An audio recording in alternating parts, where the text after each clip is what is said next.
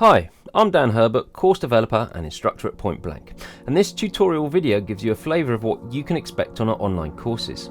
If you want to develop your music production skills further, head to www.pointblankmusicschool.com to find out more about this course, plus many more that we offer in London, Los Angeles, Ibiza and online.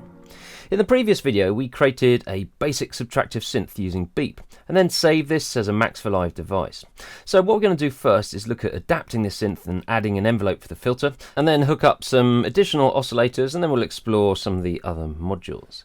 So let's create an envelope. So the patch is unlocked. You can see by this lock icon, or to unlock a lock, hold down the Command key and click. And here's an envelope already existing. So I'm going to hold down the Alt key and just drag to copy it. That's the quickest way to do it. And then I'm going to connect the gate from the keyboard module, and that's going to trigger the envelope. And then the signal out, I'm going to connect to the CV in on the filter. So this parameter here where it says CV1 is basically the modulation amount. If I play a keyboard now, okay, and then increase, let's just make that a bit snappier. There we go. So now we've got this envelope controlling the filter cutoff, and you can see the other parameters here. CV2 controls resonance and CV3 controls the gain, and you've got those separate inlets on the top as well. So what I want to do now is to create a thicker sound by having multiple oscillators. So I'm going to just move things around just to free up a bit more space. And move this around. Again, I'm just going to copy this oscillator, so hold down Alt, click and drag. And again, from the CV out of the keyboard, which is going to control the pitch, I'll connect that into CV1. I could just grab hold of the signal and connect it into the filter, but it's probably better practice to make use of a mixer. So let's come down here, come to mixers, and then we can just drag in an audio mixer. And then we can connect up in 1, in 2, in 3. And we can move this cable by selecting it, click on the green circle there, and then connect it up. Okay, so now when I play, we won't hear anything. And that's because I'm just going to lock it, so Command E is another shortcut. I need to turn it up. And then let's turn this one up, the second oscillator. And we can obviously then do things like offsetting. So if I pull this down by 12, I'm not exactly on 12 there, so minus 12.09. That's actually detuning it, and it creates quite a nice thicker texture, a kind of chorusing effect. If you want to get exactly on 12, then you can hold down the Command key and you'll get slightly finer resolution. Probably the easiest way to do it is just to double click and then type in 12. Okay, or I typed in minus 12 there. There we go. Okay, and then here let's turn up oscillator 3 and let's set it to 12. Okay, so we've now got 3 oscillators layered up, creating a kind of thicker sound. We can obviously mute them, so that's what we started with. So at the moment I'm triggering all these oscillators using the keyboard, but what we could also do is set up a step sequencer. So let's come down to where it says B here and click on sequencer and then double click here. Okay, so the step sequencer has 2 outputs, a CV output, let me just rearrange this, a CV output and also a gate output. Okay, so I'm going to hold down Alt, click and drag over these cables, click on the green circle and connect them up there, hold down Alt, select over these, move these ones from the gate out of the keyboard to the gate out of the step sequencer. So I'm sure you know how a step sequencer works. Essentially we've got a whole range of different pitches here, and then we can kind of turn them on and off. We can also specify the number of steps. The step sequencer can be synced to Ableton's transport or an external trigger input. One of the slightly irritating things about working within Max is the spacebar, which normally triggers Ableton's transport, doesn't work.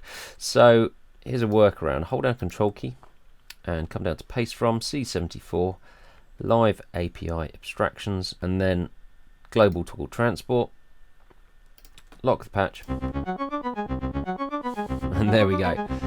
So if I click here, then it misses out certain steps. I just need to turn down the volume a touch here. come back to max, and we can obviously change the number of steps as well. Now here's the really cool thing about the step sequencer, is we can store patterns. Okay, so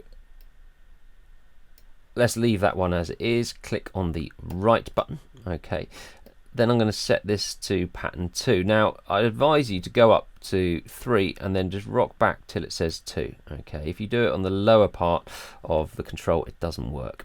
And let's just do this kind of pattern to make it obvious.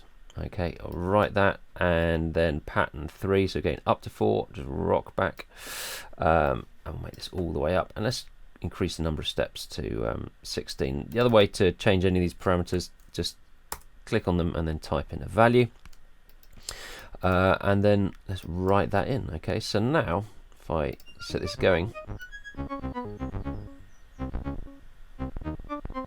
as I go from 2 to 3, okay, you can see how that's actually working. So that's pretty interesting in that you can morph between different patterns. You don't have to change the number of steps. It could just be pitches or whether notes play on and off, but that's pretty interesting. Obviously you can adjust the swing and the actual pulse of that as well. So the last thing I want to look at is using some different oscillators. So let's just move this output up and come down to here, click on oscillator, and then let's choose granular. So granular synths basically work by playing back tiny fragments of sound, and depending on how long their duration is the kind of textures you'll get. So let's connect left to left, right to right. So at the moment this is playing back 16, let's just reduce it down to 8. So if I move this through like that, you can hear it's a vocal, and depending on the speed I move through, you get these kind of time stretchy type of textures. Rather than moving this manually, I could use, let's say, an LFO to control it. So let's go back to BEAP, LFO, and I'm going to choose LFO 2. And why not get a display as well? So scope, use the voltmeter, and you can see exactly what it's doing. Connect the signal out to the position and into the voltmeter like that. Lock, unmute. And here is the CV amount, so I need to put that up to 100%.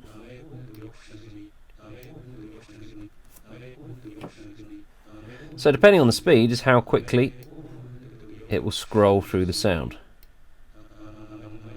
And if I slow it right down, then we get these, again, time stretchy textures, or I can speed it up. Or the other thing I can do, because at the moment this is a saw up, is we can choose saw down, so it will then essentially play backwards.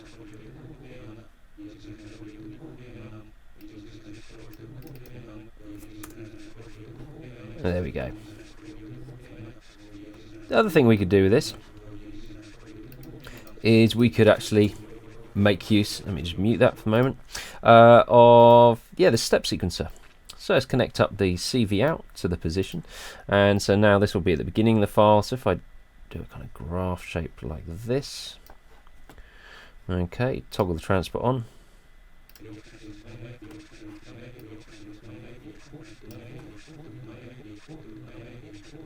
Yeah, it's jumping through the actual file. We could also modulate the pitch if I connect the CV out of this to here. Let's lock. Okay, we can also create thicker textures here just by increasing the number of voices. So if I move this up, I think it's about 96 is the maximum. We'll get kind of more cloud-like textures.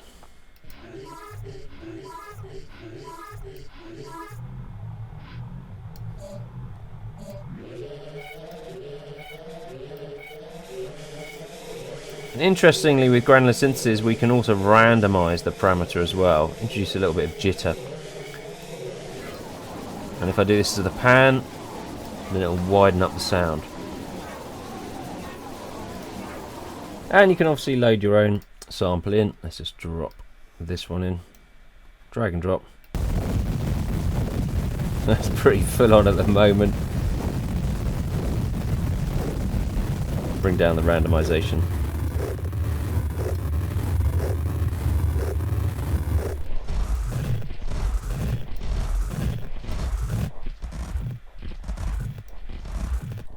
So again, lots of potential for interesting sound design. Hopefully these videos have given you an insight into how you can use BEAP to create sounds, and obviously there are a whole range of additional modules to explore.